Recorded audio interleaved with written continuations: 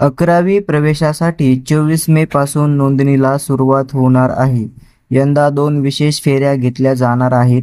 त्यानंतरही विद्यार्थ्यांना प्रवेश न मिळाल्यास विशेष आणि दैनिक गुणवत्ता फेऱ्याही घेतल्या जाणार आहेत. मात्र FCFS ही फेरी होणार नाही. तसेच प्रत्येक फेरीसोबत विविध कोट्याअंतर्गत प्रवेश प्रक्रिया समांतर सुरू राहणार आहे. त्यासोबतच ऑनलाईन प्रवेश प्रक्रियेसाठी सराव करता यावा यासाठी 22 आणि 23 मे हे 2 दिवस देण्यात आले आहेत. 11वीत प्रवेश घेणाऱ्या विद्यार्थ्यांसाठी यंदा 3 नियमित फेऱ्या, 2 विशेष फेऱ्या होणार आहेत. त्यानंतरही जर काही विद्यार्थ्यांना प्रवेश मिळाला नाही तर मात्र विशेष आणि दैनिक गुणवत्ता फेऱ्या होतील. यंदा FCFS ही फेरी होणार नाही. प्रत्येक फेरीसोबत विविध कोट्यांतर्गत प्रवेश प्रक्रिया समांतर सुरू राहील.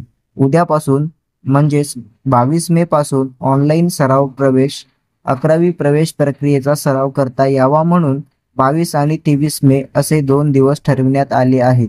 विद्यार्थ्यांना https:/11thadmission.org.in या पोर्टलवर डमी लॉग इन आणि यासाठीच्या सुविधा दिल्या जातील.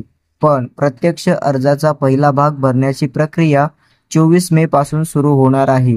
10वीच्या निकालानंतर दुसरा भाग भरण्याची प्रक्रिया सुरू होईल. 11वीचे प्रवेश केंद्रीय प्रवेश फेऱ्यांच्या माध्यमातून केले जातील. व्यवस्थापन अल्पसंख्याक आणि इन हाऊस कोट्यातील प्रवेश महाविद्यालयांमध्ये केले जाणार आहे.